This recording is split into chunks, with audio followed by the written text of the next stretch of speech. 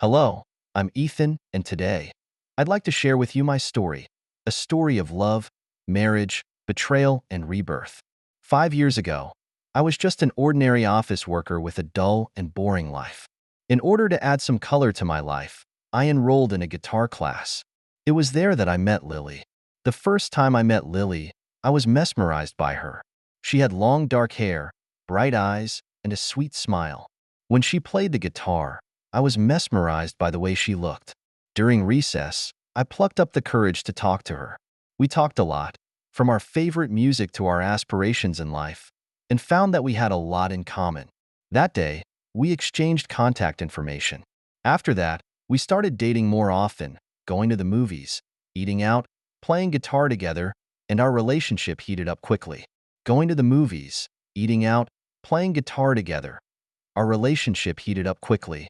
Lily is a very interesting girl. She is funny and understanding. Every day with her was filled with laughter. I clearly remember that during a walk in the park, I mustered up enough courage to confess my love to her. When she shyly nodded yes, I felt like the happiest man in the world. Our love life was very sweet. Even though I am just an ordinary office worker and my income is not high, Lily has never complained about anything. She always said that as long as we were together, even if we ate the simplest food and watched the most ordinary movies, she would feel very satisfied. Her understanding and support gave me confidence in the relationship. Half a year later, in a romantic candlelight dinner, I proposed to Lily. When I opened the ring box, sincerely said that, "You want to marry me?" Lily excited tears. She nodded her head yes, and we hugged each other tightly, making a promise to love each other for the rest of our lives. Our wedding was simple but full of happiness and warmth. The blessings of our friends and family made the day even more memorable. After the wedding, we moved into a small apartment and started our sweet world together. Although the space was small, we made it very cozy.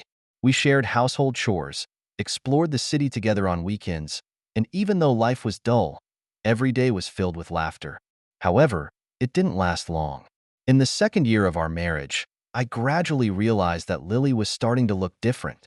At first, it was subtle. She started coming home late more often, sometimes even staying out all night. When I asked, she would always excuse herself by saying she was busy with work. But I could sense that her explanations were somewhat perfunctory.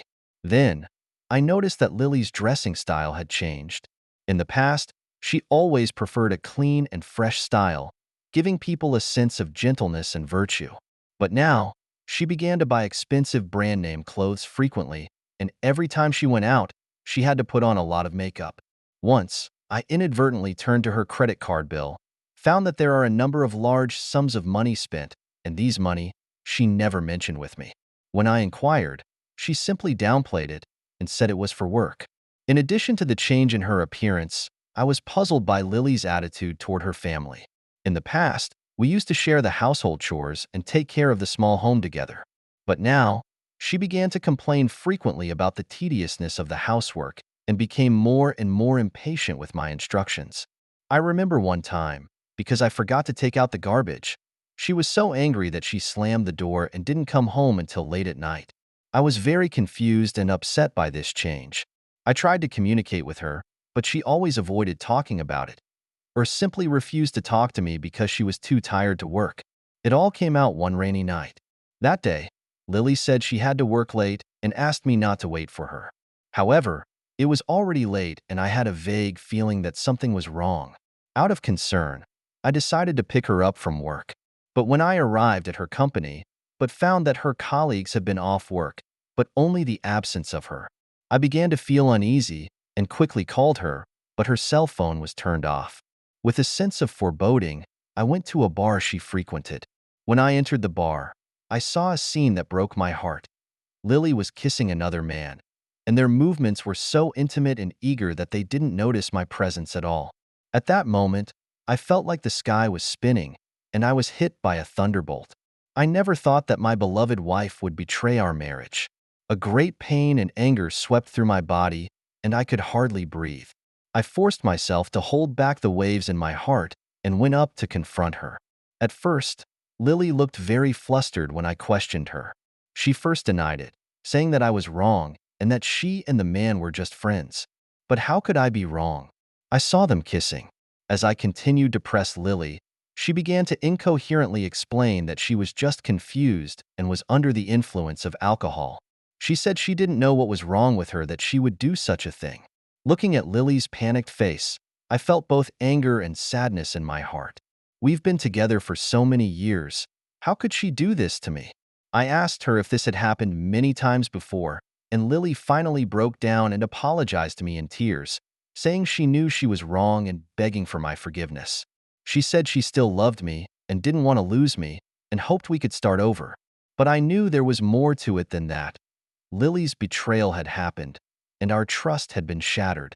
Even if she apologizes and promises not to do it again, I can't trust her as unreservedly as I once did. Whenever I see her, the scene of that rainy night will come back to my mind, tormenting me over and over again. I began to think calmly about our future. I love Lily, there's no doubt about it. But love can't be built on betrayal and deceit. Without trust, how far can our marriage go? I don't want to live a life where I'm constantly on edge, doubting my wife. At the same time, I'm not willing to forgive her, pretend that nothing has happened, and continue this already broken marriage. That would be torture for me and for her. After much deliberation, I made a difficult decision. I was going to end the marriage. When I told Lily about my decision, she was devastated. She begged and pleaded, saying she couldn't live without me, that she would correct her mistakes and never do it again. She grabbed my hand, tears streaming down her face, begging me to give her another chance. In the face of Lily's plea, my heart is like a knife. The woman I love so much, the woman who once promised to grow old with me, is now kneeling in front of me, crying for breath. But I knew I had to be ruthless. Betrayal has occurred. Between us has created an unbridgeable rift. Even if I forgave her, we could never go back to the old days. Divorce was the only option. In the following days, we began the long and painful process of divorce. As a fault divorce case, we had to go through a series of complicated legal procedures. The first was the division of property. According to the law, the joint property of husband and wife should be fairly distributed according to the duration of marriage, their respective incomes, child support responsibilities, etc. Our marriage lasted for 5 years, and both of us did not have a big difference in income, nor did we have children, so the division of property was relatively simple. However, Lily's infidelity may affect the distribution result. Statistically, in fault-based divorces, the court will take into account the behavior of the party at fault, and thus penalize it in the distribution of property. My attorney told me that in some cases, the at-fault party may only get 30% of the community property.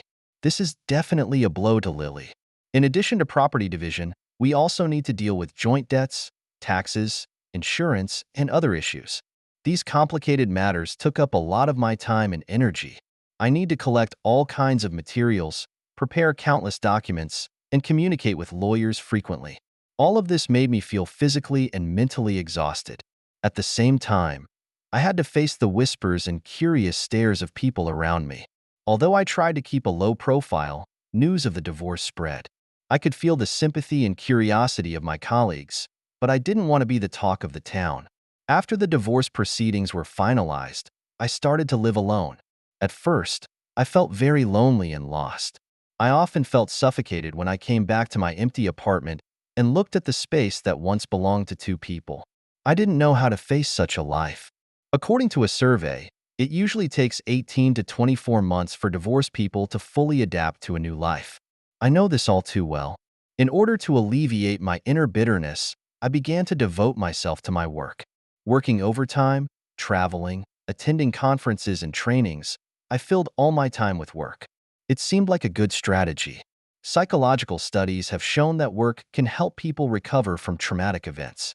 By focusing on my work tasks, I was able to forget about my inner pain for a while. At the same time, the sense of accomplishment at work gave me a boost. I began to think that maybe I could start over on my own. In the process, I rediscovered my guitar. After Lily's betrayal, I was tempted to give up my guitar because it seemed to be full of memories of our acquaintance and love. But now, I've picked it up again. Every day after work, I practiced for an hour. The melody of the guitar, seemed to have a kind of magic that could soothe my soul. Gradually, I began to take guitar lessons again. There, I met Emma. Emma is Lily's distant cousin. I'd heard Lily mention her at my wedding to Lily, but since they hadn't been close since childhood, Emma hadn't come to the wedding. Now, I met her at a guitar lesson. At first, I was a little wary of her, worried that she might take Lily's side. But Emma was very understanding. She seemed to understand my pain, but never bothered me too much. That's how we got to know each other. After class, we'd often have a chat. From music to life, I realized that Emma was a very thoughtful and insightful woman. I felt a sense of relaxation and comfort when I talked to her, which I hadn't felt for a long time. Gradually, I began to look forward to my weekly guitar lessons, and Emma's presence made me feel that I wasn't alone. I began to rethink my life. I tried to do things I was afraid to do before. I signed up for a rock climbing course, started learning French, and even planned a solo trip. Life, it seemed, had regained its color. Emma's and my friendship grew. We started to meet up for dinner, movies, or just a walk and a chat. She always gave me the most sincere advice and warm encouragement. Once, when I had a setback at work, Emma listened to me patiently and patted me on the shoulder, saying, "Ethan, you are the strongest and wisest man I have ever met. You've been through the darkest tunnel of your life, and now you're going to see the light again." At that moment, I felt moved and inspired like never before. Perhaps there is another possibility in life. In this way, with Emma's companionship and my own efforts, I gradually came out of the haze of divorce. With Emma by my side, I gradually got over my divorce, and our friendship grew stronger every day. I began to realize that Emma was not only a good listener and friend, she also had a warm and understanding heart. I remember one time when I had a cold, she came to my house to take care of me. She cooked chicken soup, took my temperature, and made sure I took my medicine on time. This kind of care and attention made me feel very warm. Gradually, Emma and I started to share more and more about each other's lives. We would discuss the problems we encountered in our work and share the interesting things in our lives. Sometimes, we would also talk about some deeper topics, such as the meaning of life, future planning. I was surprised to find out that Emma and I have a lot in common. We both love music, we both want to have a genuine and lasting relationship, and we both want to find the other half of our lives. As time went on, I began to realize that I felt more than friendship for Emma. Every time I saw her, my heart would beat wildly. Every time I parted from her, I felt a sense of loss. I began to look forward to every meeting with her and began to care about how I behaved in front of her. This feeling makes me excited and confused at the same time. I knew that starting a new relationship so soon after a divorce might attract criticism from others. But my heart told me that Emma was the one I had been waiting for. After much deliberation, I decided to confess my feelings to Emma. That day, I asked Emma to come over for dinner. I prepared her favorite dishes and lit romantic candles. When she walked into the room, I gathered my courage and said the words I had been waiting for. "Emma, will you be my girlfriend?" Emma froze, then burst into tears. She told me that she had been waiting for this moment too. It turned out that I was not the only one who had been thinking about it secretly. She had also been looking forward to our relationship to go further. At that moment, we embraced each other tightly, happy beyond words. We decided to publicize our relationship. At first, everyone around us was a bit surprised. After all, in their eyes, I was a man who had just gone through a traumatic divorce. But when they saw how happy I was with Emma, they were understanding and supportive. My parents are especially fond of Emma, saying that she is like a ray of sunshine that brightens up my once gray life. However, our love affair attracted Lily's strong opposition. Since the divorce, Lily has been hostile to me. She tried to fight for more property in the division of property, but because of her infidelity, the court did not support her request. This made her hate me to the core. Now, seeing me with Emma, Lily was furious. She claimed that I was publicly humiliating her. After all, Emma was a distant cousin she hadn't had a good relationship with since childhood. She spread rumors about me and Emma everywhere, trying to sabotage our relationship. She even threatened to go to my office and make me lose my job. Emma and I were both very disturbed by Lily's difficult behavior. We didn't mean to humiliate Lily in any way, We were together because we loved each other. But Lily couldn't seem to accept this. Despite all the obstacles, Emma and I grew closer. We started talking about getting married. We planned the wedding together, picked out the rings, and discussed the honeymoon location. Every detail, we poured our hearts and love into. However, on the eve of the wedding, Lily reappeared and threatened to cause a scene at the wedding. She claimed that she had proof that Emma had interfered in our marriage and was responsible for our divorce. She wanted to publicize this so-called evidence at the wedding so that everyone could see Emma and I for what we really were. Emma and I were shocked and angry at the news. We knew that Lily's so-called evidence must have been fabricated because Emma had never been involved in my marriage to Lily. But if Lily did make a scene at the wedding, it would certainly ruin our big day. After deliberation, we decided to take legal action. We collected evidence of Lily's threats and harassment and applied for a restraining order from the court. At the same time, we also increased security at the wedding venue in case Lily did come and cause trouble. It was a very labor-intensive process, but we were willing to do whatever it took for our wedding and future happiness. Eventually, with the help of the law and friends and family, our wedding went ahead as planned. It was a difficult process, but when I saw Emma walking towards me in her white wedding dress, I knew it was all worth it. Our love has withstood the test and become even more indestructible. Now, when I think back on it all, I have a lot of feelings. From the despair of divorce, to finding true love again, to fight bravely for love. I have experienced the biggest ups and downs in my life, but it was these experiences that made me understand the true meaning of love and taught me how to cherish and protect it. Despite Lily's obstacles, Emma and I's wedding finally went ahead as planned. The sun shone brightly on that day, and friends and family gathered to witness the crystallization of our love. When Emma walked towards me in her white wedding gown, I felt more happy and touched than ever before. We exchanged vows and made a promise to love each other for the rest of our lives. At this moment, all the difficulties and sufferings disappeared into thin air, leaving only endless joy and hope. However, Lily's behavior didn't end there. After the wedding, she continued to spread rumors about Emma and I, trying to discredit us. She even went so far as to publicly post our private messages on social media, which led to countless harassment and attacks. What Lily didn't realize was that her behavior would eventually lead to a firestorm. In our family circle, Lily's reputation was in tatters. Everyone knew that Lily and I divorced because of her infidelity. Now, not only did she not sincerely reflect on her mistakes, but she continued to make a fuss and try to sabotage my new life, which deepened everyone's dissatisfaction and contempt for her. Lily's parents, who have always been tolerant of Lily, are now completely disappointed in her. They publicly expressed their support for my marriage to Emma and condemned Lily's behavior. At a family gathering, Lily's father severely reprimanded Lily in front of everyone, asking her to stop all her destructive behavior, live in peace, and stop bothering Emma and I. Lily was shocked by this sudden rebuke and left the gathering in tears. In fact, Lily's behavior hurt not only Emma and me, but herself as well. With the support of our family and friends, Emma and I have been able to move on from these troubles. We focused on our own lives and filled our days with love. Gradually, Lily's harassment decreased. I think she finally realized that her behavior not only hurt others, but also destroyed herself. Now, I look back on all this with a lot of emotion. Divorce is never easy. It means the end of a relationship. It means a big change in life. But at the same time, it can also mean the beginning of a new life. The key lies in how we face this change, how we deal with our emotions, and how we find the direction of our life again. I am so grateful for Emma's presence in this process. It was her love that helped me find the meaning of life again. It is her support that gives me the courage to face all difficulties.